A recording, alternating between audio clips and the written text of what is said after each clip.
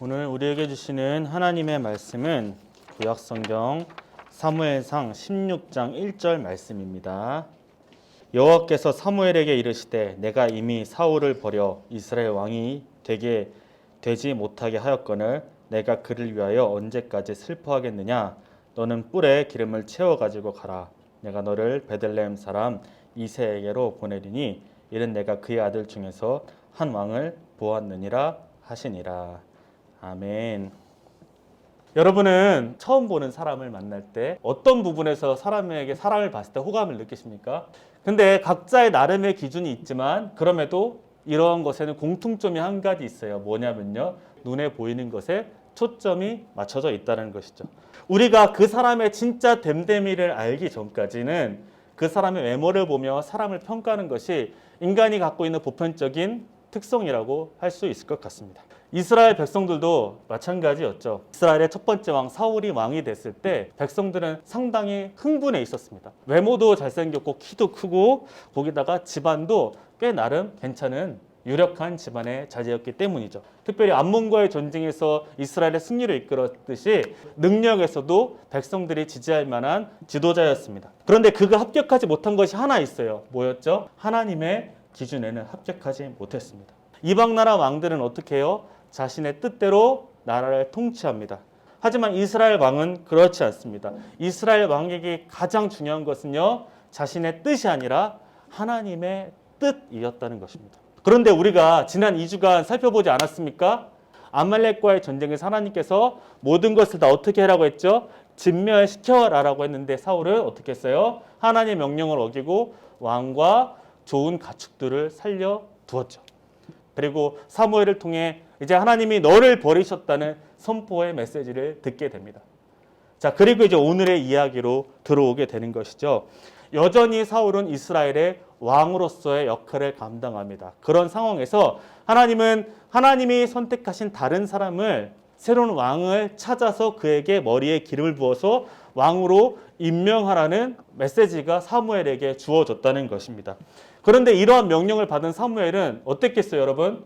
불편한 마음이 들었습니다. 사울의 입장에서는 사무엘에게 해를 끼칠 수 있을 만한 권력과 힘을 갖고 있었습니다. 그렇다고 해서 사무엘이 이 명령을 불순종할 수도 없는 노릇이죠. 그때 하나님이 한 가지 지혜를 주시는 것입니다. 바로 제사를 드리러 왔다고 말하라고 한 것입니다. 사무엘은 베들레헴이라는 곳으로 가게 됩니다. 자, 이제 본격적으로 새로운 왕을 세우기 위한 비밀 면접의 시간이 된 것이죠. 이새와 그의 아들들이 사무엘이 있는 곳으로 들어옵니다. 그때에 사무엘의 눈엔 확 띄는 한 사람이 있었어요. 장남인 엘리압이었습니다. 자, 엘리압을 보며 사무엘은 감탄했습니다. 야, 이 사람이 사울을 대신해서 왕이 될 만한 제목이구나. 그렇다면 이 사무엘의 확신은 하나님의 계획과 과연 일치되었을까라는 생각을 해볼 수 있습니다.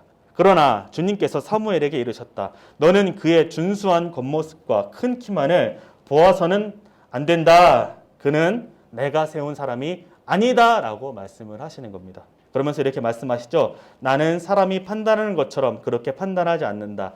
사람은 겉모습만을 따라 판단하지만 나 주는 뭘 본대요? 중심을 본다라는 것이죠. 그렇다면 사무엘이 왜 엘리압을 보며 그런 마음이 들었는지 오늘 7절의 말씀 보면 알 수가 있어요. 사무엘이 볼 때 사울과 견주어도 부족함이 없을 거란 확신이 들자 바로 이 사람이 하나님이 선택한 사람이라는 확신을 갖게 되었다는 것입니다. 하나님의 사람이라고 하는 사무엘도요, 그 외적 조건을 보고 이 사람이 하나님이 원하시는 사람이라고 판단했다는 것이에요. 하물며 우리는 어떻습니까?